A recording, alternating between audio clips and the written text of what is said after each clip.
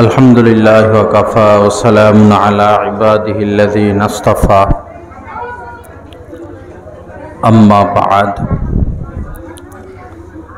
क़ाला नबिय्यु सल्लल्लाहु तआला अलैहि वसल्लम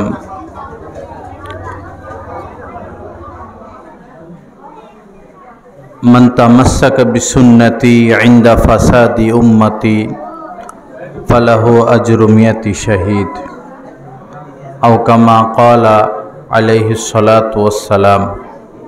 अल्लाहुम्मा सल्लि अला सय्यिदिना व मौलाना मुहम्मद व अला आलि सय्यिदिना व मौलाना मुहम्मद व बारिक व सल्लिम। अल्लाह पाक जल्ल जलालुहु आमादेर सबाइके माफ़ करे देन। आजकेर এই মজলিসকে আল্লাহ পাক কবুল করেন। এই মাহফিলের উসিলায় পুরা এলাকার নারী পুরুষ সবাইকে আল্লাহ পাক হেদায়েতে কামেলা নসিব করে দেন।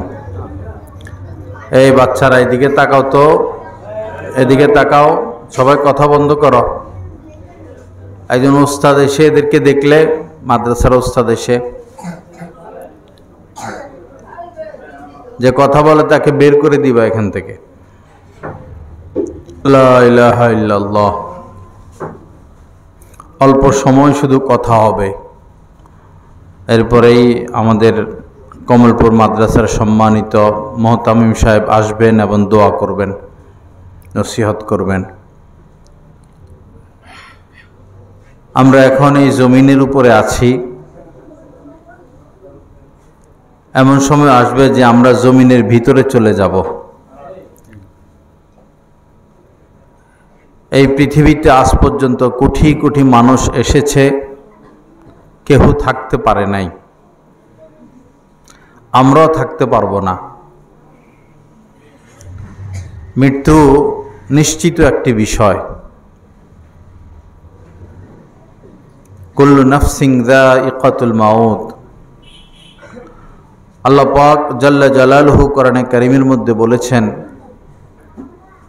প্রত্যেককেই, যার মধ্যে জান আছে তাকেই মৃত্যুর স্বাদ গ্রহণ করতে হবে, মৃত্যু বরণ করতে হবে, মৃত্যুকে বরণ করতে হবে। এখন বিষয় হলো, আমরা মৃত্যুর জন্য কে কতটুকু প্রস্তুতি নিলাম। আল্লাহ পাকের সামনে দাঁড়াতে হবে। আল্লাহ পাক হায়াত সম্পর্কে জিজ্ঞাসা করবেন, যৌবন কাল সম্পর্কে জিজ্ঞাসা করবেন, কোন পথে আয় কোন পথে ব্যয় এই সম্পর্কে জিজ্ঞাসা করবেন।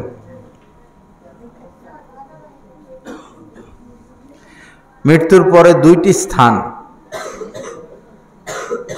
এক হলো জান্নাত, দ্বিতীয় হলো জাহান্নাম।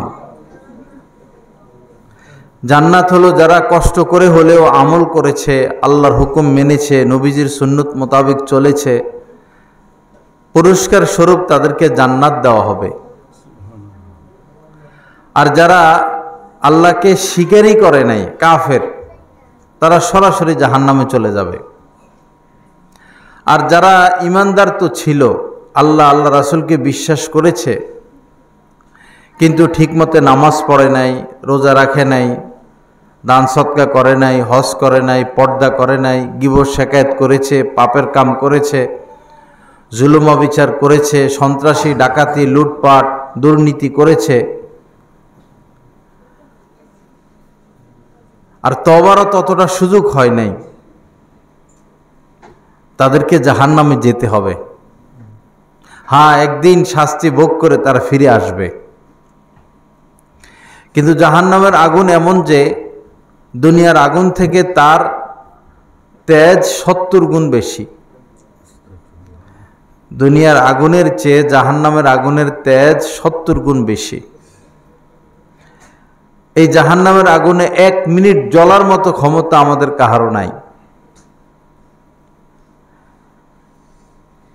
জাহান্নামে যে শুধু আগুনের শাস্তি এমন না, বরং জাহান্নাম হচ্ছে অত্যন্ত অন্ধকার। কেউ কাউকে দেখবে না, নিজেকেও দেখবে না। এবং জাহান্নাম খুব খিচাখিচি। একজনের জায়গায় 10 জন এরকম করে কষ্টকর অবস্থায় রাখা হবে। যেমন এখানে এই রুমটা, মাদ্রাসাটা, এখানে যদি 50 জন লোক বসতে পারে তো এখানে বসানো হবে 5000। 50 জন বসতে পারে, বসানো হবে 500।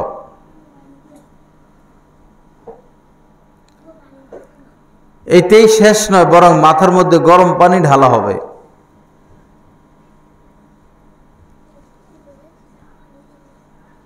এবং কোনো খাদ্য খাবারের ব্যবস্থা নাই।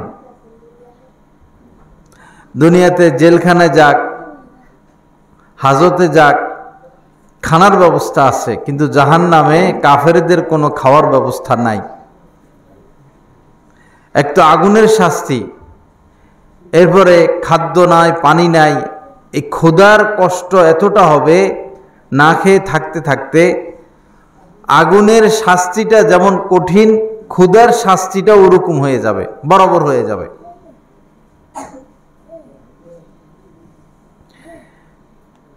সেই কঠিন শাস্তির স্থান জাহান্নাম থেকে বাঁচতে হলে বাবা আল্লাহর হুকুম মানতে হবে, নবীজির সুন্নত মোতাবেক চলতে হবে,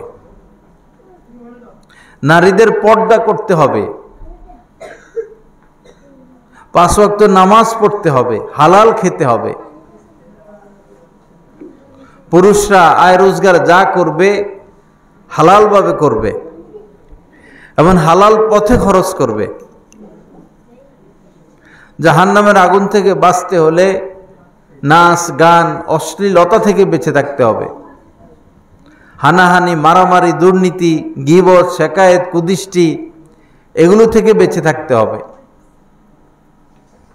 বড় কঠিন হবে আমাদের পরিণাম পরিণতি যদি আমরা তওবা না করি, ফিরে না আসি।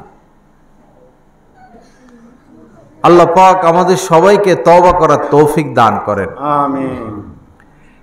পুরো মহল্লার মধ্যে, এই মহল্লার মধ্যে যদি 100 জন মহিলা থাকে বা 500 জন মহিলা থাকে, খবর নিলে দেখা যাবে যে 10 জনও ঠিক মতো পর্দা করে না, বা 50 জনও ঠিক মতো পর্দা করে না। অথচ আল্লাহ পাক নারীদেরকে বলেছেন নখরনা ফি বুয়ুতিকুন, যে হে নারীরা তোমরা ঘরে অবস্থান করো, ঘরে থাকো। ওয়ালা তাবাররাজনা তাবাররুজাল জাহিলিয়াতিল উলা, জাহিলি জামানার অন্ধকার বর্বর জামানার নারীদের ন্যায় সেজে গুজে রাস্তায় রাস্তায় ঘুরো না। এবং আল্লাহ পাক এও বলেছেন ওয়ালা ইউবদিনা জিনাতাহুন্না, নারীরা যেন তাদের সৌন্দর্যতা প্রকাশ না করে, পর পুরুষের থেকে তাদের সৌন্দর্যতা গোপন রাখে। আপনি যে কোনো দলের হন না কেন, আমাদের মুসলমানদের মধ্যে অনেক দল, অনেক গ্রুপ, কেউ ওয়াহাবি, কেউ সুন্নি, কেউ মাইজভান্ডারি, কেউ শিয়া, কেউ আহলে হাদিস, কেউ চরমোনাই, কেউ তবলিগ, কেউ কওমি, কেউ আলিয়া। যত দল হোক না কেন, নারীদেরকে পর্দা করতে হবে। নারীদের পর্দাকে যে অস্বীকার করবে সে কাফের হয়ে যাবে। যত দলই হোক, কোন দলের আলেম ওলামা এটা বলে না যে নারীদের পর্দা লাগবে না, এরকম কেউ বলে না। আমরা দলাদলি নিয়ে ব্যস্ত, কিন্তু আমাদের মধ্যে আমল নাই।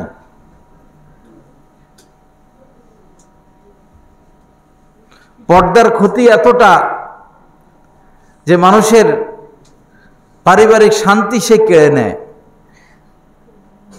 সামাজিক শান্তি কেড়ে নেয়।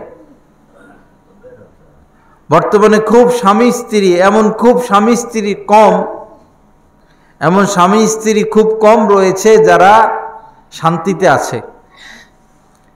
স্ত্রীর মন একদিকে ঝুঁকা, স্বামীর মন আরেক দিকে ঝুঁকা। স্বামীর মন মনে করুন স্ত্রীর ছোট বোনের দিকে, ভাবির দিকে, কলিকের দিকে, নায়িকা গায়িকার দিকে, ভিন নারীর দিকে। আর স্ত্রীর মন দেবরের দিকে ঝুঁকা, চাস্তো দেবরের দিকে ঝুঁকা, নায়ক খেলোয়াড় কণ্ঠশিল্পীদের দিকে ঝুঁকা, তো এই ঘরে তো শান্তি আসবে না। স্ত্রী শুধুই স্বামীকে নিয়ে ব্যস্ত থাকবে, আর স্বামীও শুধুই স্ত্রীকে নিয়ে ব্যস্ত থাকবে। স্বামীর অন্তরাত্মা সমস্ত ভিন নারী থেকে পবিত্র থাকবে, স্ত্রীর অন্তরাত্মা সমস্ত পরপুরুষ থেকে পবিত্র থাকবে। তখন এই স্বামী স্ত্রীর মধ্যে শান্তি আসবে। আল্লাহ সহি বুঝ দান করেন, আমিন। আল্লাহ পাক ঘরে ঘরে পর্দা কায়েম করে দেন, আমিন। হাদিস শরীফের মধ্যে এসেছে, যেই নারী 4টি কাজ ভালোভাবে করবে, 4টি কাজ, মৃত্যুর সাথে সাথে তার জন্য জান্নাতের ফয়সালা। সুবহানাল্লাহ। বরং সেই নারীকে বলা হবে যে জান্নাতের যেই দরজা দিয়ে তোমার প্রবেশ করতে মন চায় সেই দরজা দিয়ে প্রবেশ করো। সুবহানাল্লাহ। ইযা সাল্লাতিল মারআতু খামসাহা, হাদিস শরীফের মধ্যে এসেছে, যখন কোনো মহিলা 5 ওয়াক্ত নামাজ ঠিকভাবে আদায় করবে, 5 ওয়াক্ত নামাজ পড়তেই হবে।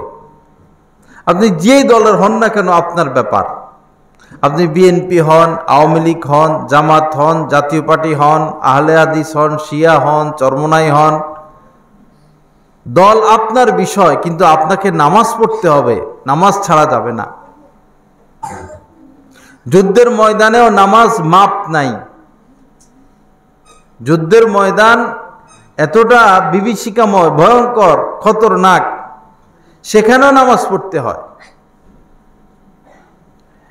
তো 5 ওয়াক্ত নামাজ ও সাওমাত শাহরাহা, এবং রমজান মাসে রোজা রাখতেই হবে বালেগা নারীদেরকে, বালেগ পুরুষদেরকে। মেয়েরা, মহিলারা রোজা রাখে, আমাদের বাংলাদেশের মহিলারা রোজা রাখে, রোজার খুব গুরুত্ব আছে, এটা আল্লাহ পাকের শুকর। মহিলারা খুব রোজা রাখে, কিন্তু রোজার দিক দিয়ে পুরুষরা পিছনে। অসমাত সাহারাহা, রমজান মাসে রোজা রাখা, ও আহসানাত ফারজাহা, এবং নিজের দেহ, নিজের লজ্জাস্থানের হেফাজত করা। এই ক্ষেত্রে মহিলাদের মধ্যে কমতি দেখা যাচ্ছে, মেয়েদের মধ্যে কমতি দেখা যাচ্ছে। যত মেয়ে অবিবাহিতা এই এলাকায় রয়েছে, তোমরা আমাদের বোন, আমাদের মেয়ে, তোমাকে তোমার সতীত্ব হেফাজত করতে হবে। সারা পৃথিবীর সম্পদ যদি এক পাল্লায় রাখা হয়, আর তোমার সতীত্বকে যদি আরেক পাল্লায় রাখা হয়, তো তোমার সতীত্বের পাল্লা ভারী হবে। যে মেয়ে তার সতীত্ব হারিয়ে ফেলে, সে তো সমস্ত নিয়ামত হারিয়ে ফেলল, সে নিজেকে নিজে ধ্বংসের দিকে ঠেলে দিল, বিপদের দিকে ঠেলে দিল। সে দুনিয়ার শান্তির বিনিময় অশান্তি ক্রয় করে নিল। আর পাপের কাজ এমন, 100 হাত মাটির নিচে ঢুকেও যদি কেউ পাপ কাজ করে, এটা গোপন থাকে না। যত গোপনে মানুষ পাপ করুক না কেন, আজ নয় কাল এটা প্রকাশিত হয়। এজন্য মেয়েরা গুনাহ থেকে বেঁচে থাকবা, ছেলেদের সাথে সম্পর্ক গড়া, ছেলেদের সাথে গল্প করা, ছেলেদের সাথে যোগাযোগ রাখা, ইসলাম কোনোভাবেই এটার বৈধতা দেয় না। এর দ্বারা তোমার চরিত্র নষ্ট হবে, হায়া নষ্ট হবে, তুমি নির্লজ্জ হইবা, সমাজে তোমার দুর্নাম ছড়িয়ে পড়বে। এটার আসর তোমার স্বামীর বাড়ি পর্যন্ত পৌঁছাবে, তোমার সন্তান পর্যন্ত পৌঁছাবে। যে মেয়েটার চরিত্র ভালো থাকে না, তার ছেলে মেয়েদেরও চরিত্র ভালো হয় না। যে মেয়েটার চরিত্র ভালো, তার ছেলে মেয়েরও চরিত্র ভালো। একটা বড়ই যেটা মিঠা, এই বড়ই খেয়ে যদি তার আটিটা বিচিটা মাটিতে রাখে, তো আরেকটা বড়ই গাছের জন্ম হয়, অঙ্কুরিত হয়। এই গাছটা একদিন বড় হয়, বড়ই ধরে, বড়ইটা টক হয় না, বড়ইটা মিঠাই হয়। কারণ তার বীজটা আটিটা মিঠা বড়ই,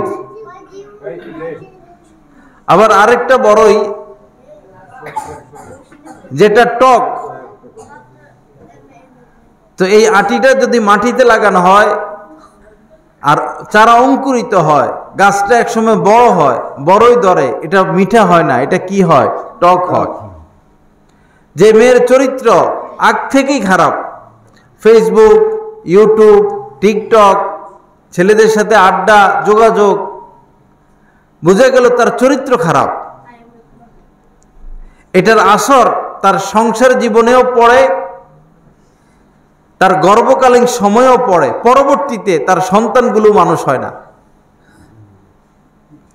আল্লাহ পাক সহি বুঝ দান করেন। এই সমাজের সকল মেয়েদের আল্লাহ পাকের ইচ্ছা সকল মেয়ে যেন ইজ্জতের হেফাজত করে।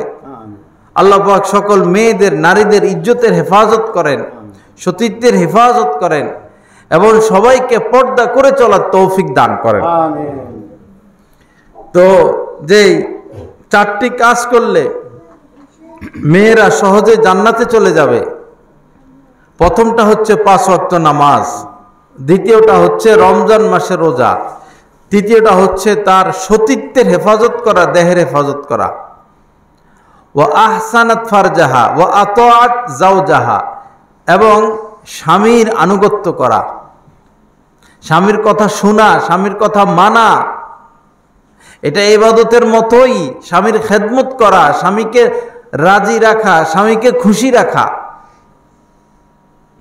কোনো মেয়ে যদি তার স্বামীকে, কোনো নারী যদি তার স্বামীকে খুশি রাখে, তো আইয়ুমা ইমরাআতিন মাতাত, কোন নারী যদি এভাবে দুনিয়া থেকে বিদায় নেয়, যাওজুহা আনহা রাদিন, তার স্বামী তার উপর সন্তুষ্ট ছিল। এই ছেলেগুলোকে বাইর করে দিলে তো, এই তোমরা চলে যাও, ঘুমায় এখানে, এখানে আর শুয়ে শুয়ে শোয়া দেন এদেরকে, জাগাইছে কি এদেরকে? ঘুমাক ঘুমাক। হ্যাঁ,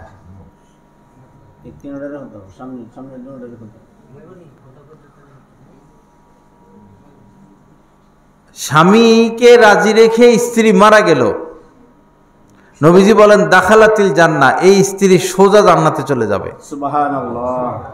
কত বড় ফজিলত! এই পৃথিবীতে সম্পদের অভাব নাই, কত হীরার খনি, কত স্বর্ণের খনি, কত গ্যাসের খনি, কত তেলের খনি, নিয়ামত, কত ধরনের ফল, সব নিয়ামত, কত ধরনের মাছ, সব নিয়ামত, কত ধরনের শাক সবজি, সব নিয়ামত, আকাশ নিয়ামত, চাঁদ তারকা নিয়ামত, অক্সিজেন নিয়ামত, সমস্ত ফুল নিয়ামত, সমস্ত উদ্ভিদ নিয়ামত, আমার আপনার সমস্ত অঙ্গ প্রত্যঙ্গ নিয়ামত। এই পৃথিবীটাকে আল্লাহ পাক নিয়ামত দ্বারা সাজিয়েছেন, কিন্তু শ্রেষ্ঠ নিয়ামত কি? এই নিয়ামতগুলোর মধ্যে সবচেয়ে আলা নিয়ামত কি? নবীজি বলেন আদ-দুনিয়া কুল্লুহা মাতা, এই দুনিয়াতে যত কিছু আছে সব নিয়ামত, সব উপভোগ্য বস্তু। খায়রু মাতাঈদ দুনিয়া আল মারআতুস সালিহা, এই নিয়ামতগুলোর মধ্যে শ্রেষ্ঠতম নিয়ামত হচ্ছে নেককার নারী। শ্রেষ্ঠতম নিয়ামত কি? নেককার নারী। শুধু নারী না, নেককার নারী, যে নারী পর্দা করে, যে নারী নামাজ পড়ে, যে নারী পরপুরুষের সাথে দেখা করে না, গল্প করে না, পাপের কাজ করে না, গোপনে প্রকাশ্যে পাপ থেকে বেঁচে থাকে, সে নেককার নারী। হাদিস শরীফে নেককার নারীর পরিচয় দেওয়া হয়েছে যে ইদা নাযারা ইলাইহা সাররাতহু, স্বামী যখন স্ত্রীর দিকে তাকায় তো স্ত্রী তার স্বামীকে খুশি করে দেয়। ওয়া আমারাহা ওয়া ইদা আমারাহা আতাআতহু, স্বামী যখন স্ত্রীকে কোনো নির্দেশ দেয় স্ত্রী সেটা পালন করে। ওয়া ইদা গাবা আনহা হাফিজাতহু, আর স্বামী যখন স্ত্রীকে রেখে ঢাকা যায়, বিদেশে যায়, স্ত্রী তার দেহেরও হেফাজত করে, স্বামীর মালেরও হেফাজত করে। এই স্ত্রীকে নেককার স্ত্রী বলা হয়েছে। সুবহানাল্লাহ। আমরা এলাকায় যত মহিলা রয়েছি বিবাহিতা, আপনাদের মধ্যে এই তিনটা কাজ আছে কিনা? স্বামী আপনার দিকে তাকাইলে আপনি তাকে খুশি করে দেন, তার প্রয়োজন কি? এক গ্লাস পানি অথবা তাকে বাতাস করা, অর্থাৎ তার ওই সময় যে প্রয়োজনটা আপনি সেই প্রয়োজন মিটিয়ে দিবেন। এবং স্বামী কোনো নির্দেশ দিলে সেই নির্দেশ পুরো করবেন। স্বামী আপনার থেকে অনুপস্থিত, আপনার দেহেরও হেফাজত করবেন, স্বামীর মালেরও হেফাজত করবেন, তাহলে আপনি নেককার নারী। আর এই নেককার নারীরাই হচ্ছে পৃথিবীর শ্রেষ্ঠতম নিয়ামত।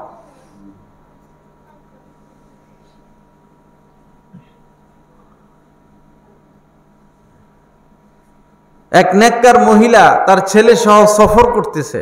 আগের জামানায় গরুর গাড়িতে করে সফর করত। বিশাল বড় একটা ময়দান, গ্রাম পার হইতেছে। তো এই মহিলা দেখলো যে ওই গ্রামের খেতে, মাঠে সমস্ত মানুষ একত্রিত হয়েছে। মহিলা তার ছেলেকে বলল যে এতগুলো মানুষ এখানে একত্রিত হলো, কি ব্যাপার, একটু খবর নাও। ছেলে গিয়ে দেখলো যে এই এলাকায় দীর্ঘদিন যাবৎ বৃষ্টি হচ্ছে না, ফলে গাছগুলো মরে যাচ্ছে, ফসল হচ্ছে না, গবাদি পশু মরে যাচ্ছে। বৃষ্টির জন্য এই এলাকার সমস্ত মানুষ এখানে একত্রিত হয়েছে, দোয়া মুনাজাত করতেছে, কান্নাকাটি করতেছে, নামাজ পড়তেছে, কিন্তু বৃষ্টি তো হয় না। পরে ছেলে খবরটা নিয়ে মার কাছে আসলো, মা ব্যাপারটা এই, বৃষ্টি হয় না, বৃষ্টির জন্য কান্নাকাটি করতেছে। এই মহিলাটা সাথে সাথে আল্লাহর দরবারে হাত উঠেছে। হাত উঠানোর সাথে সাথে মুষলধারে বৃষ্টি, সুবহানাল্লাহ, সব ভাসায় দিছে বৃষ্টি দিয়া। দেখুন, এতক্ষণ পুরা গ্রামবাসী দোয়া করতেছে, বৃষ্টি নাই, আর এই মহিলাটা হাত উঠানোর সাথে সাথে বৃষ্টি। কারণ আছে কিনা? গ্রামবাসী ছুটে আসছে ছেলের কাছে যে কি ব্যাপার, আমরা এতক্ষণ দোয়া করলাম, দোয়া কবুল হলো না, বৃষ্টি হলো না, তুমি আমাদের কাছে গেলা আর আসলা, আর এমনি বৃষ্টি শুরু হইলো, ব্যাপার কি? তখন ছেলে বলল যে ব্যাপার হলো আমার মা একজন নেককার মহিলা, তিনি আল্লাহর কাছে কোনো কিছু চাইলে তিনি ফিরিয়ে দেন না।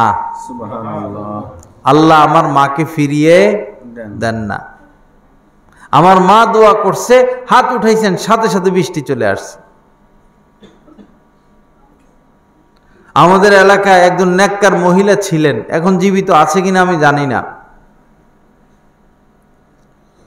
একদম নেককার মহিলা, তার একটা বাচ্চা পানিতে পড়ে মারা গেছে। তার ছেলে আমার ছাত্র, সে আমাকে বলছে মহিলার একটা বাচ্চা পানিতে পড়ে মারা গেছে, বাচ্চারে শোয়াইয়া রাখছে। পুরা গ্রামবাসী আসতেছে, কান্নাকাটি করতেছে, কিন্তু এই মহিলা তার বাচ্চাকে দেখতে যায় না। পাশের রুম, নিজের সন্তানকে দেখতে যায় না। এই মহিলা তার নিজের রুমে, পুরো এলাকার মানুষ আসতেছে যাইতেছে, সকাল 10টা বাজলো, 11টা বাজলো, 12টা বাজতেছে, 1টা বাজতেছে, 2টা বাজতেছে, মহিলা তার রুম থেকে বাইর হয় না। মুনাজাত ধইরা আল্লাহর কাছে কানতেই আছে, কানতেই আছে, কানতেই আছে, কানতেই আছে, কানতে কানতে কানতে কান্নাকাটি করতে করতে করতে করতে করতে করতে করতে করতে করতে করতে এক পর্যায়ে এই মৃত বাচ্চাটা সোজা হইয়া বসে গেছে। সুবহানাল্লাহ, আমার ছাত্রের মা নেককার মহিলা, এরকম নেককার মহিলা দুনিয়াতে এখনো আছে। আমাদের উচিত হলো যারা যুবক ছেলে বিয়ে করার ক্ষেত্রে এই নেককার মেয়েকে বিবাহ করা, মেয়েকে বিবাহ দিবেন নেককার ছেলেকে পছন্দ করা, তাহলে ঘরের মধ্যে শান্তি আসবে। যেমন আব্দুল সালাম ভাই, 2 ছেলে মাশাআল্লাহ। এখন যদি বিয়ে করায় আর ছেলের বউ সারাদিন মোবাইল নিয়ে ব্যস্ত, ফেসবুক চালায় রাত্রে 2টা-3টা পর্যন্ত, দিনে 11টা-12টা পর্যন্ত ঘুমায় থাকে, পর্দা করে না, নামাজ পড়ে না, সারাদিন গান গায়, গান শুনে এই পাড়ায় চলে যায়, সেই পাড়ায় চলে যায়, ছেলেদের সাথে আড্ডা দেয়। ঘরে শান্তি বাড়বে না অশান্তি বাড়বে? অশান্তি বাড়বে। আর যদি এমন একটা মেয়ে ঘরে আসে যে মেয়ে ফজরের নামাজ পড়ে, স্বামীকে জাগায় দেয়, শাশুড়িকে জাগাইয়া দেয়, আম্মা উঠেন, নামাজ পড়তে উঠেন, নামাজ পড়ে বৌমা ইয়াসিন সূরা তেলাওয়াত করে, শ্বশুর শাশুড়ির জন্য নাস্তা রেডি করে,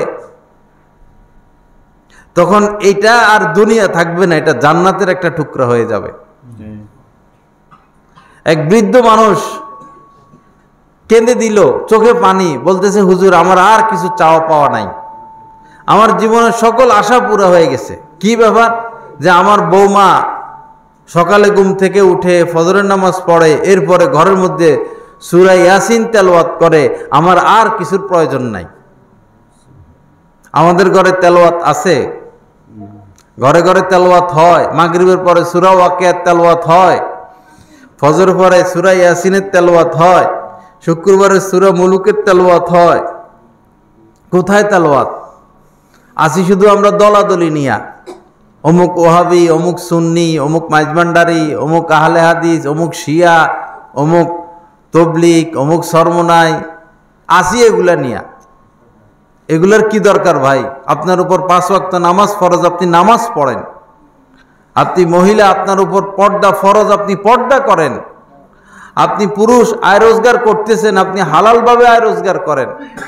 সহি শুদ্ধভাবে আমরা কোরআনটা শিখি, কোনো আলেমে দিন থেকে মাসলা মাসাইল শিখি। আমার দলের দরকার কি? মারা গেলে ফেরেশতারা এই প্রশ্ন করবে না, এই তুমি ওহাবি ছিলা না সুন্নি ছিলা, আওয়ামী লীগ ছিলা না বিএনপি ছিলা, এই প্রশ্ন করবে না। প্রশ্ন করবে মান রব্বুকা, তোমার রব কে? অমা দীনুকা, তোমার দিন কি, ধর্ম কি?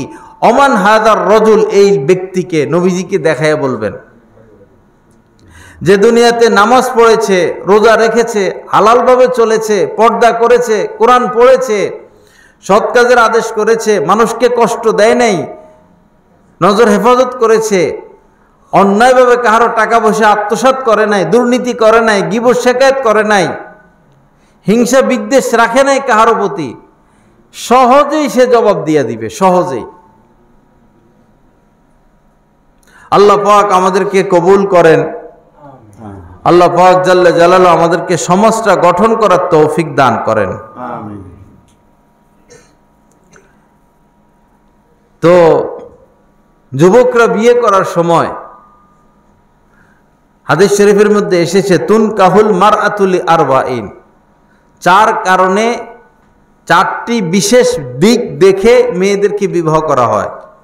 প্রথমে লি মাল ইহা, মাল দেখে। বড় লোকের মেয়ে, মেয়ের বাপ কয়েকটা বাড়ির মালিক, তা আমি এই মেয়েকে বিয়ে করলে আমি তো একটা বাড়ির মালিক হব। মেয়ের বাপ কয়েকটা গাড়ির মালিক, আমি এই মেয়ের জামাতা হলে তো আমি ফিরি ফিরি একটা গাড়ি পাবো। কেউ আছে ধন দেখে বিবাহ করে, যে শুধু ধন দেখে বিবাহ করবে, হাদিসে আসছে সে দরিদ্র হয়ে যাবে, আল্লাহ তার দরিদ্র বানায় ফেলবে। লিমালিহা বলে হাসাবিহা, কেউ আছে বংশীয় মর্যাদা দেখে বিবাহ করে। বরুপুরের মেয়ে, মেয়ে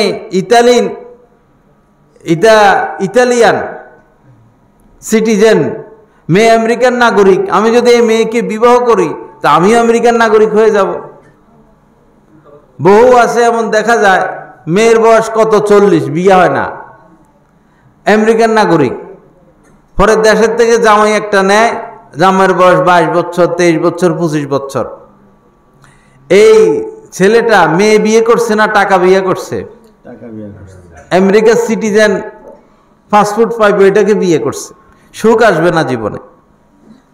অলি হাসাবিহা অলি জামালিহা, কেউ আছে শুধু সৌন্দর্য দেখে বিবাহ করে, মেয়ে সুন্দর হলে চলবে। অথচ এই মেয়ে বিয়ের আগে 100টা ছেলের সাথে লাইন করছে, মোবাইল চালাইছে, ফেসবুক চালাইছে, সারা দিন এগুলা নিয়ে ব্যস্ত ছিল, এখানে আড্ডা, সেখানে আড্ডা, ওইখানে আড্ডা।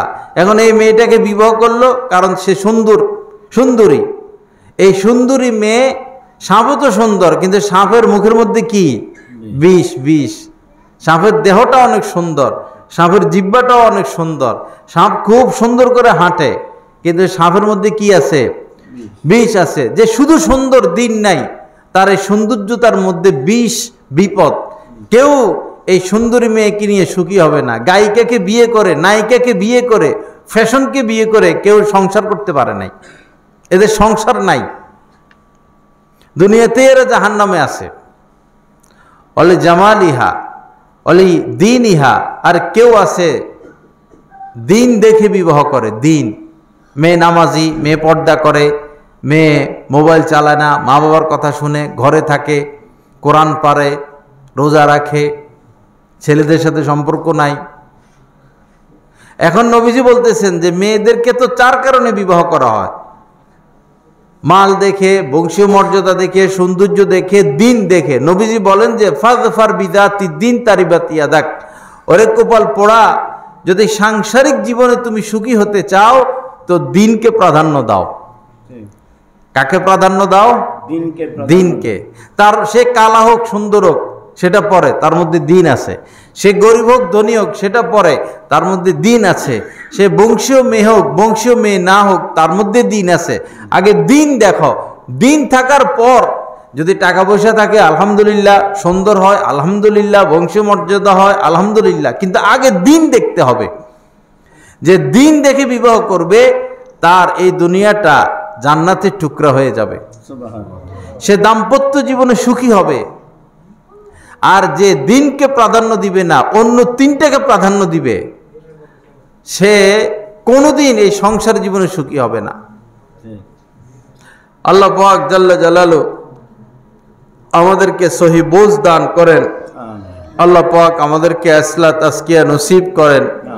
গুনাহের সমস্ত পথ, পাপের সমস্ত পথ আল্লাহ পাক আমাদেরকে বর্জন করার তৌফিক দান করেন। তো যে স্ত্রী এমত অবস্থায় মারা গেল যে তার স্বামী তার উপরে সন্তুষ্ট ছিল, সাথে সাথে সে জান্নাতের অধিকারী হয়ে যায়। তো মেয়েদেরকে বলবো, নারীদেরকে বলবো যে তোমরা নেককার হওয়ার চেষ্টা করো। একজন নেককার নারীর সীমাহীন মূল্য আল্লাহর দরবারেও। হযরত রাবিয়া বসরিয়া, হযরত মাওলানা আশরাফ আলী থানভী রহমতুল্লাহ আলাইহি ঘটনা উল্লেখ করছেন। রাবিয়া বসরিয়া বুজুর্গ মহিলা ছিল, নেককার মহিলা ছিল, দিনদার মহিলা ছিল। সে মারা গেল। তো স্বাভাবিকভাবেই মুনকার নকির আসলেন, প্রশ্ন করবে। তো মুনকার নকির এসে প্রশ্ন করবে কি? হযরত রাবিয়া বসরিয়া উল্টা তাদেরকে প্রশ্ন করতেছে। এক লোক এটা খাবে দেখছেন, পরে এটা বর্ণনা করছেন। রাবিয়া বসরিয়া ফেরেশতাদেরকে প্রশ্ন করতেছেন, আপনারা কারা? ফেরেশতারা বলল যে আমরা তো আল্লাহর ফেরেশতা। মনে করেন বর্তমানে বাংলাদেশের প্রধান হইল ডক্টর ইউনুস। তার মেয়েকে যদি জেলখানায় নিয়ে যায়, তো জেলখানার পুলিশকে সে ডরাবে না পুলিশ তারে ডরাবে? পুলিশ ডক্টর ইউনুসের মেয়েকে ডরাবে। এখন পুলিশ যখন ডক্টর ইউনুসের মেয়ের কাছে গেল জেলখানায়, মেয়ে বলতেছে, হেই বেটা তুই কে রে? উল্টা প্রশ্ন করবে কিনা, উল্টা ধমকাবে কিনা, এটাই তো স্বাভাবিক। তো রাবিয়া বসরিয়ার সাথে কার সম্পর্ক? আল্লাহর সম্পর্ক। তো তার ভয় কিসের? সে উল্টো ফেরেশতাকে প্রশ্ন করতেছে, তোমরা কারা? এই তোমরা কথা বলো কেন এখানে বসে বসে? তোমরা কারা? ফেরেশতারা বলল যে আমরা আল্লাহর ফেরেশতা। রাবিয়া বসরিয়া আবার প্রশ্ন করলো, তো কোথায় থেকে আসছো এখানে? তারা বলল আকাশ থেকে এসেছি। তা আকাশ থেকে এসেছো, আকাশ আর জমিনের দূরত্ব কতটুকু? ফেরেশতারা বললেন যে 500 বছরের রাস্তা। 500 বছরের রাস্তা। রাবিয়া বসরিয়া বললেন, 500 বছরের রাস্তা অতিক্রম করে আমার কাছে তোমরা এসেছ এই জমিনে, আল্লাহকে ভুলে গেছে সবাই? ফেরেশতারা বলল, না, আল্লাহকে তো আমরা ভুলি নাই, আল্লাহকে ভুলার কি আছে? তখন রাবিয়া বসরিয়া প্রশ্ন করল, 500 বছরের রাস্তা অতিক্রম করে এসে আল্লাহকে ভুলো নাই, তা আমি মাত্র 3.5 হাত মাটির নিচে এসে পৃথিবীর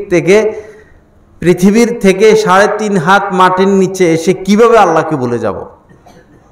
বুঝছেননি কথা? বুঝেন নাই মনে হয়। ফেরেশতাদেরকে বলল, তোমরা 550 বছরের রাস্তা অতিক্রম করে এসে কি আল্লাহকে ভুলে গেছো? ফেরেশতারা বলল, না, ভুলি নাই তো। রাবিয়া বসরিয়া বলল, তো আমি মাত্র 3.5 হাত মাটির নিচে এসে কিভাবে আল্লাহকে ভুলে যাব? সুবহানাল্লাহ। তখন প্রশ্ন বাদ দিয়া বাকছে ফেরেশতারা, আল্লাহ, তোমার এক আজিব বান্দি পাইছি, এই কয়। আল্লাহ পাক বলছে, তার ধারে কাছে তোমরা যাইও না।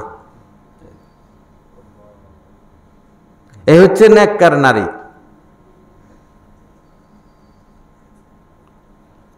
এই এলাকার সমস্ত মা বোনদেরকে অনুরোধ করব, আসুন আল্লাহর রাস্তায় পর্দা করি,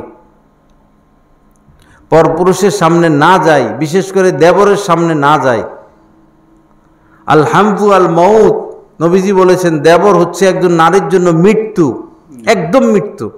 মানে যেই নারী তার দেবরের সাথে গল্প করে, সাক্ষাৎ করে, দেখা সাক্ষাৎ করে, এই দেবরই তার দুনিয়া আখিরাত ধ্বংসের জন্য যথেষ্ট।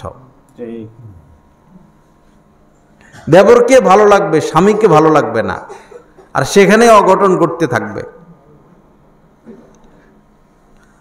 লা ইলাহা ইল্লাল্লাহ। আল্লাহ পাক আমাদেরকে মাফ করে দেন, আল্লাহ পাক সহি বুঝ দান করেন। ওনাদেরকে বলো হুজুরকে নিয়ে আসতে, না হুজুরকে নিয়ে আসতে বলো।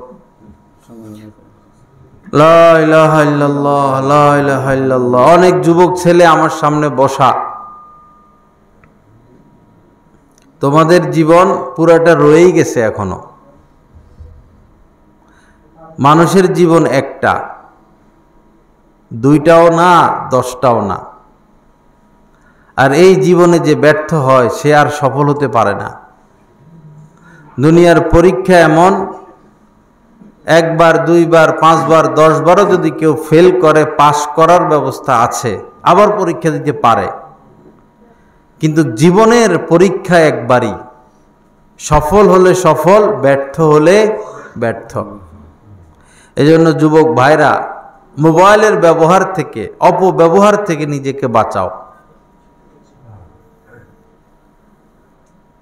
ঘন্টাকে ঘন্টা ফেসবুক চালাইতে পারবা, কিছু পাইবা না, ক্ষতি ছাড়া। এটার উপরে নিচে পুরোটা ক্ষতি। আজ পর্যন্ত 2 ঘন্টা, 3 ঘন্টা, 5 ঘন্টা, 7 ঘন্টা যারা ফেসবুক চালায়, তারা বলে নাই যে আমরা ফেসবুক চালাইয়া সফল হয়েছি, কামিয়াব হয়েছি। কেউ বলে না এটা। সব নাই, চলে গেছে, স্টেজে আসে না। ফেসবুক চালাইয়া আজ পর্যন্ত কেউ বলে নাই যে আমি সফল হয়েছি, কেউ বলে নাই। আজকেও এক যুবক আসছে, আমি এখানে আসার আগে আসমত কলেজে পড়ে,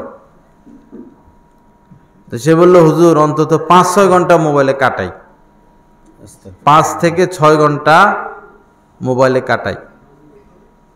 আমি বললাম, কি দেখো? কয় একটা ইউটিউবে একটা ভিডিও দেখি, 2-4 মিনিট দেখলে আর ভালো লাগে না, পরে আরেকটা, পরে ওইটা আবার 1-2 মিনিট, 3-4 মিনিট দেখি, আবার ভালো লাগে না, পরে আরেকটা। এই করতে করতে 5-6 ঘন্টা চলে যায়। ভালো না লাগার পিছনে 5-6 ঘন্টা। তো এখন বলতেছে যে আর কত এগুলো করবো, বাঁচবো কিভাবে, আমারে পরামর্শ দেন, মোবাইল থেকে বাঁচবো কিভাবে।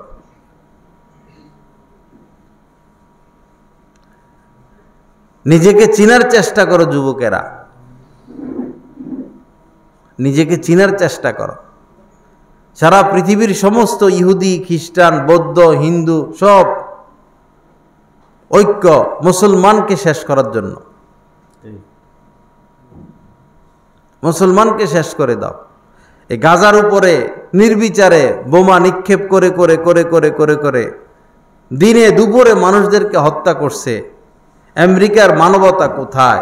জাতিসংঘ কোথায়? আর যদি কোনো মুসলমান অন্য ধর্মের কোনো রাষ্ট্রের উপর এরকম বোমা ফেলতো, এই পৃথিবীর আমেরিকা তারা ছাড়া দিত? না। রাশিয়া ছাড়া দিত? জাতিসংঘ ছাড়া দিত? সবাই মিলে একসাথে হামলা করত। এই আরাকানে, বার্মায় এরা মুসলমানদেরকে এভাবে মেরে টুকরা টুকরা করে বাংলাদেশে পাঠাইয়া দিল। কই জাতিসংঘ কোথায়? মোদি কোথায়? ট্রাম্প কোথায়? রাশিয়া কোথায়? মুসলমান নির্যাতিত হইলে মানবতার প্রয়োজন নাই। মুসলমানদের এই দশা, আর তোমরা এই মোবাইলে এটা সেটা দেখে দেখে নিজের জীবন শেষ করতেছ। এজন্য নিজেকে চিনো, সমাজটা গড়। সমাজের মধ্যে হাজারো অন্যায় অবিচার, কেউ জুয়া খেলে, কেউ মদ খায়। যুবকদের দায়িত্ব সমাজ গঠনের, যে না, আমাদের সমাজে আমরা কোনো জুয়া খেলতে দিব না, কোনো মাদক দ্রব্য আসতে দিব না, কোনো চোর ডাকাতের স্থান দিব না, কোনো সন্ত্রাসী করতে দিব না, মাস্তানি করতে দিব না।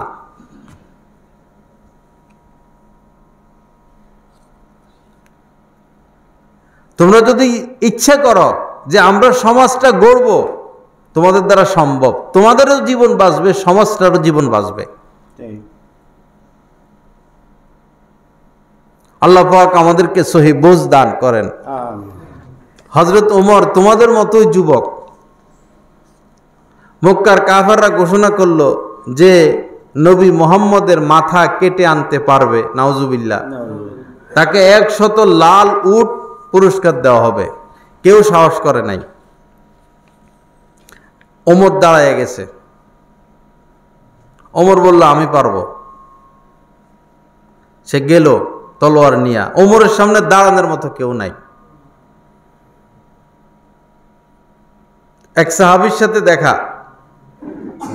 সাহাবী বলতেছেন যে ওমর কই যাচ্ছ এরকম নাঙ্গা তলোয়ার নিয়ে? সে বলল মুহাম্মদের মাথা কাটতে যাইতেছি। নাউজুবিল্লাহ। সাহাবী কি বলবেন? ওমরের সামনে তো কারো কোনো কথা চলে না। সাহাবী বললেন যে তোমার ঘরের খবর নাও, তুমি নবীর মাথা কাটতে যাও, তোমার ঘরের খবর নাও। ওমরের মাথা গেছে আরো গরম হইয়া। ঘরে গেছে, ঘরে ঢুকার আগেই তার কানে আওয়াজ আসছে, তার বোন কোরআনে কারিম তেলাওয়াত করতেছে। অল্প ওই সময় তো এরকম কোরআন ছিল না, কিছু কিছু নাজিল হইতো। কোরআনের কিছু পৃষ্ঠা ছিল, এটা তেলাওয়াত করতেছে। বোন ওমর শুনছে। ঘরে ঢুকার সাথে সাথে বোন এটা লুকায় ফেলছে। কি পড়তেছো আমারে দেখাও। কয় না, দেখাবো না। মারছে ইচ্ছা মোতাবেক। এমন মারা মারছে বোনকে, বোন রক্তাক্ত হয়ে গেছে। পরে আপন বোন তো, রক্ত দেখে মায়া লাগলো। হায় রে, আমি আমার বোনকে এভাবে রক্তাক্ত করলাম। মায়া লাগছে। পরে বললো আচ্ছা কি পড়তেছো আমার একটু দেখাও। বোন বলল না, তুমি তো নাপাক, নাপাক মানুষ আল্লাহর কালাম ধরতে পারে না, তুমি আগে পাক হও। ওমর গোসল করছে, পাক হইছে। পরে ওই কোরআনের ওই অংশটা সে পড়ছে, দেখছে। পরে ওমর বলল যে তাহলে আমাকেও নবী মুহাম্মদের কাছে নিয়ে যাও। এদিকে মুসলমানরা ওই সময় লুকাইয়া থাকতো, প্রকাশ্যে কাবা শরীফে নামাজ পড়তে আসতো না। ওমর যাচ্ছেন, তো ওমর যখন নবীজি যেখানে, সাহাবায়ে কেরাম যেখানে, ওইখানে পৌঁছলেন, তো নবীজি ওমরের কলার ধরে টান মারছেন। কলার বা চাদর যেটা ছিল, ওমর পড়ে গেছে। পরে নবীজি বললেন, ওমর এখনো কি তোমার হক গ্রহণের সময় আসে নাই? লম্বা ঘটনা আমি সংক্ষেপে বললাম। পরে ওমর কালেমা পড়ে মুসলমান হয়। এখন দেখো কি হয়েছে। এতদিন তো মুসলমান গোপনে, কাবায় যায় না, প্রকাশ্যে নামাজ পড়ে না, কোনো মুসলমান বলে না আমি ইসলাম ধর্ম গ্রহণ করেছি, কাফেরদের ভয়ে। ওমর ইসলাম গ্রহণ করার পরে ইসলামের অবস্থা দেখো। ওমর নবীকে বললেন, ইয়া রাসূল আল্লাহ, আপনি কোরআন কি সত্য কিতাব? না। নবীজি বললেন, অবশ্যই সত্য কিতাব। ওমর বলল, ইয়া রাসূল আল্লাহ, আপনি কি সত্য নবী? না। নবীজি বললেন, অবশ্যই আমি সত্য নবী। তখন ওমর বলল, তাহলে গোপনে কেন ইবাদত করব? এদিকে কাবার চত্বরে কাফেররা অপেক্ষা আছে ওমর গেছে মাথা কেটে আনতে। ওমর তো তার কোনো কাজে ব্যর্থ হয় না। পরে সাহাবা ইকরাম বের হয়েছেন, আজকে কাবা যাবে। 2 কাতার হয়েছে, এক কাতারের সামনে ওমর, আরেক কাতারের সামনে হযরতে হামজা, আরেক বীর, আর নবীজি দোনো কাতারের সামনে রওনা হয়েছেন কাবার দিকে। ওমরের ইসলাম গ্রহণ দেখে আকাশের ফেরেশতারা আনন্দ উদযাপন করেছে। আল্লাহু আকবার। ওমর ইসলাম গ্রহণ করার পর মুসলমানরা এভাবে প্রকাশ্যে গিয়ে কাবা ইবাদত শুরু করে দিয়েছে।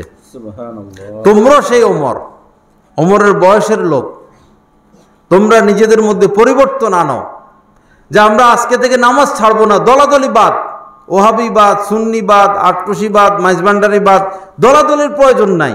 নামাজ ধরো, তুমি যেটার সাথে আছো তোমার ব্যাপার, এটা তোমার অন্তরে রাখো।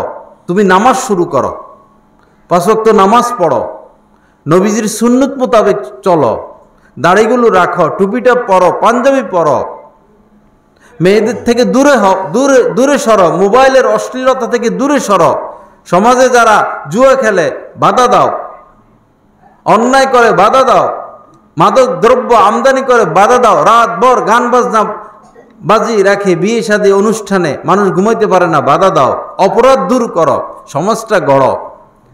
তুমিও সুখী হইবা, সমাজটাও সুখী হবে।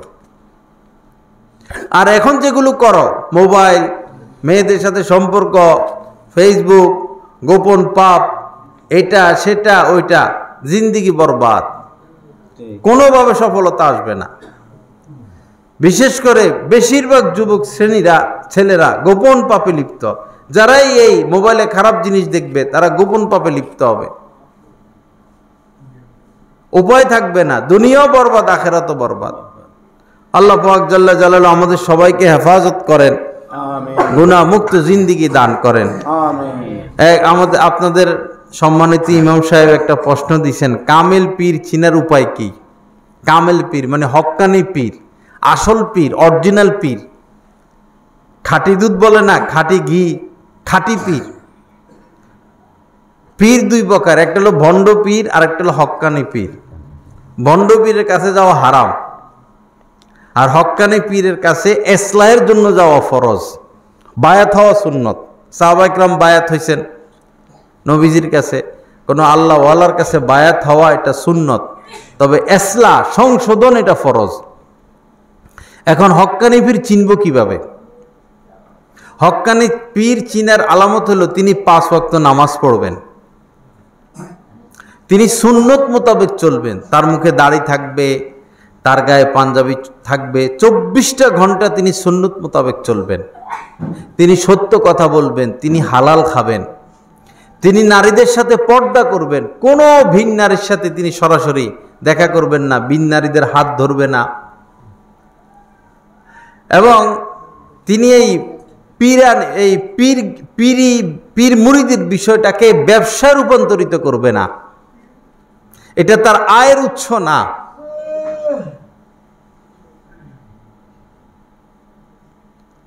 সে গান বাজনা করবে না, সে ছবি তুলবে না, এই ছবি তোলা গুনাহে কবিরা, হারাম। হক্কানি পীর ছবি তুলবে না, হক্কানি পীর কারো গোলামি করবে না, সাধারণ মানুষদের গোলামি করবে না, বাদশার মতো থাকবে। হক্কানি পীর কন্ট্যাক্ট করে ওয়াজ মাহফিল করবে না, যে আমারে 10,000 টাকা দিতে হবে, 20,000 টাকা দিতে হবে, 30,000 টাকা দিতে হবে, তাহলে আমি যাব ওয়াজ করব না, এগুলো সে করবে না। তিনি যদি তার উপর হজ ফরজ থাকে তিনি হজ করবেন, তার কোরআনে কারীম তেলাওয়াত শুদ্ধ থাকতে হবে। হক্কানি পীর কমপক্ষে মেশকাত পর্যন্ত, জালালাইন, মেশকাত, এই কিতাবগুলো পড়তে পারবে, বুঝবে, তাকে আলেম হইতে হবে। যিনি এই মেশকাত শরীফ, জালালাইন শরীফ পড়তে পারে না, তর্জমা করতে পারে না, কিতাব এগুলো বুঝে না, তিনি হক্কানি পীর হতে পারবে না। কোরআন হাদিস তাকে বুঝতে হবে, তাকে আলেম হতে হবে। তিনি তার ছেলেদেরকে, মেয়েদেরকে, তার স্ত্রী পর্দা করবে, তার মেয়েরা পর্দা করবে, তার ছেলে মেয়েদেরকে সে দ্বীন শিখাবে।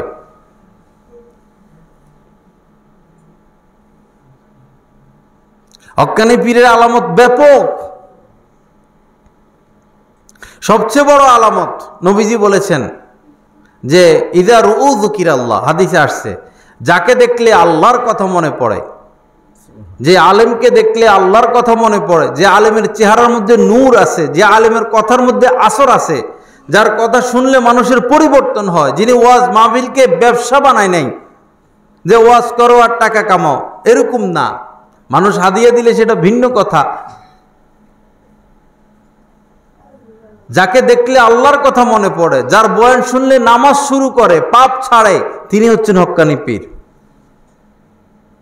যিনি পুরো সুন্নতের উপর চলবেন, কদম কদম সুন্নতের উপর চলবেন, যিনি নজরকে হেফাজত করবেন, কোনো ভিন্নারের দিকে তাকাবে না। তার কাছে যদি মুরিদ হয় কোনো মহিলা, পর্দায় থেকে মুরিদ হবে, কিন্তু মহিলার দিকে সে তাকাতে পারবে না, মহিলারা তার সামনে আসতে পারবে না। তিনি হচ্ছেন হক্কানি পীর। এরকম পীর পাইলে তার কদর করা, তার সোহবতে যাওয়া, তার খেদমত করা, তার কাজে সহযোগিতা করা। এরকম পীর আছে, তবে খুব কম, হাজারে একজন। যত পীর আছে হাজারে একজন পাইবা হক্কানি।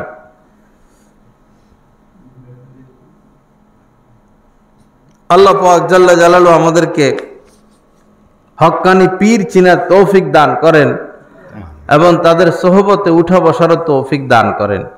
এখানে একটি দ্বীনি মাদ্রাসা হচ্ছে কোরআন শিক্ষার গড়। যেমন মেডিকেল কলেজ হচ্ছে ডাক্তার হওয়ার একটা সেন্টার, স্কুল আছে, কলেজ আছে, এগুলোতে গিয়ে পড়ালেখা শিখে শিক্ষিত হয়। এভাবে মাদ্রাসা হইল কোরআন শিক্ষার গড়। এটাকে আমরা কোনো দলাদলিতে না নেই, আল্লাহর হস্তে। আপনাদের বাচ্চাদেরকে এখানে পাঠাবেন, তারা কোরআন শিখবে, হাদিস শিখবে, নবীর সুন্নত শিখবে। কোরআন শিক্ষার রাস্তায় এটা মাদ্রাসায় পড়ানো। হাদিস শরীফের মধ্যে এসেছে, কোনো বাচ্চা যদি কোরআন শিখে, ওয়া আমিলা বিমা ফিহি, এবং কোরআন অনুযায়ী আমল করে, উলবিসা ওয়ালিদাহু তাজান ইয়াউমাল কিয়ামা যাউহু আহসানু মিন যাউই শামসি, তার মা বাবাকে কিয়ামতের দিন এমন এক মুকুট পরিধান করানো হবে যার নূর, আলো সূর্যের আলোর চেয়েও বেশি। এজন্য আপনাদের সন্তানদেরকে কোরআন শিখাবেন। এটা মা বাবার উপর আবশ্যকীয় কর্তব্য। আপনি কবরে চলে যাবেন, টাকা পয়সার সাথে যাবে না। এ বাচ্চাটা যদি কোরআন পারে, সে আপনার কবরের পাশে যাবে, সে সূরা কেরাত পড়বে, সে দোয়া পড়বে, সে কোরআন তেলাওয়াত করে করে আপনার জন্য দোয়া করবে। আপনি মারা গেলে সে আপনার জানাজাটা দিবে, আপনাকে গোসল করাবে, আপনাকে কবরে রাখবে। এটা মাদ্রাসায় পড়ানো ব্যতীত সম্ভব না। এজন্য নিজেদের সন্তানদেরকে দ্বীন শিখাই, ফায়দা হবে। আল্লাহ পাক এই মাদ্রাসাকে কবুল করেন। এ এলাকার ঘরে ঘরে আল্লাহ পাক দ্বীন দান করেন। সকল মহিলাকে পর্দার তৌফিক দেন। সকল যুবককে আল্লাহ পাক হেদায়েতে কামেলা নসিব করে দেন। যা কিছু আলোচনা হলো, আল্লাহ পাক এই কথাগুলোর উপর আমাদের সবাইকে আমলের তৌফিক দান করেন। ওয়া আখিরু দাওয়ানা আলহামদুলিল্লাহি রাব্বিল আলামিন ওয়া সাল্লাল্লাহু আলা নবিয়্যিল কারীম।